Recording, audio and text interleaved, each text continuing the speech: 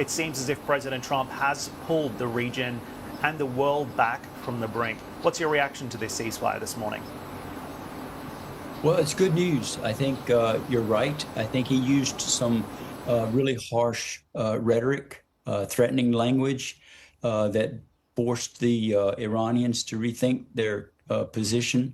I think he basically managed to use threatening language to get the strait reopened. It's the same sort of language the Iranians used in a threatening way to close it several weeks ago. But it should be acknowledged that he used, the presidential bully pulpit and not military force itself to get the strait reopened. I think that should be recognized.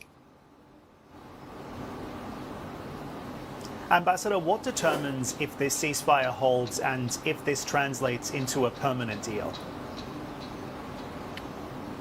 The biggest, I think, issue is going to be negotiations over the status of the strait. There are other things, and some of these issues will have to be handled over a longer-term negotiation. Considerations about their nuclear program, sanctions relief, access to their frozen assets, things like that. But the immediate issue, and the issue that Gulf states in particular will be very focused on, is what's going to happen with the strait.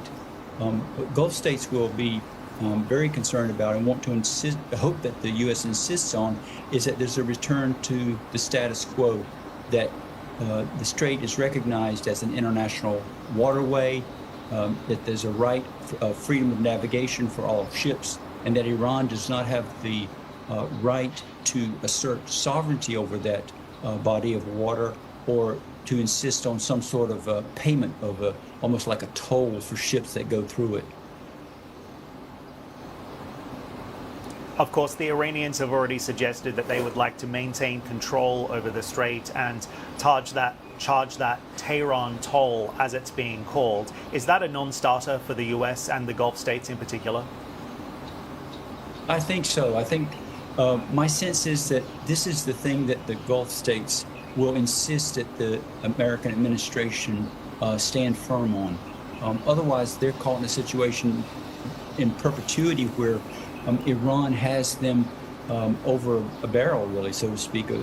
They're under pressure constantly for payment, but also just the threat that they can control the access, which is the vital lifeline for these Gulf states to get their oil out and to get their supplies and things in.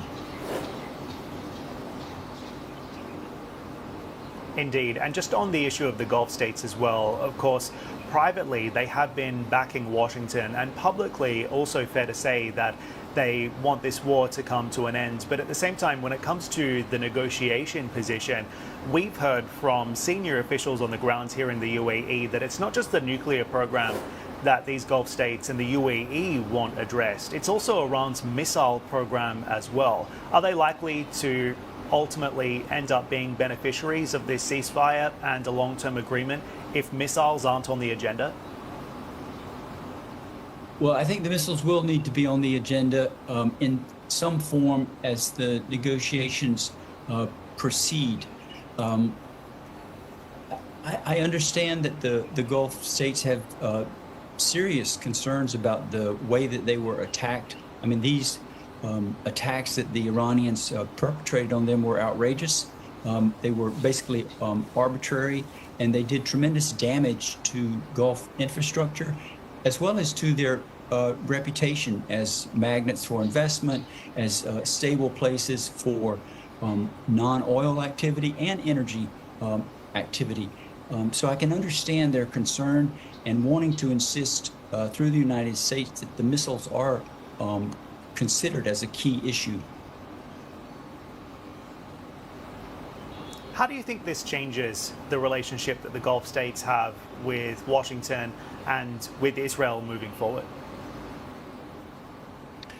I mean, I think the Gulf states will continue to be a group of vital security partners for the United States. We have forces there. They will continue to be there. We have ambitious train and equip weapons sales programs, and a long history of a relationship with the Gulf, both in diplomatic and military terms. I think all that will stay in place. I do think the Gulf states are dismayed a bit with this whole war with Iran this time. I think they counseled the U.S. Not to take this action. I think they believed that a lot of this at that time could be addressed through the diplomatic channels that they had opened with Iran. The U.S. administration didn't listen to that, and so the Gulf, I think, they adapted and evolved their position to take into account what the U.S. decided to do. Once the U.S. went in and launched the war, I think the Gulf wanted to try to make sure that the U.S. Sort of went the full length and finished it, so to speak. We're now in a different phase where negotiations are going to take over. I think they'll be concerned, as I said, about some of these issues that are going to be up for discussion in the negotiations. But they are dismayed, I think, at the way things play out and that their views maybe were not fully considered at the beginning.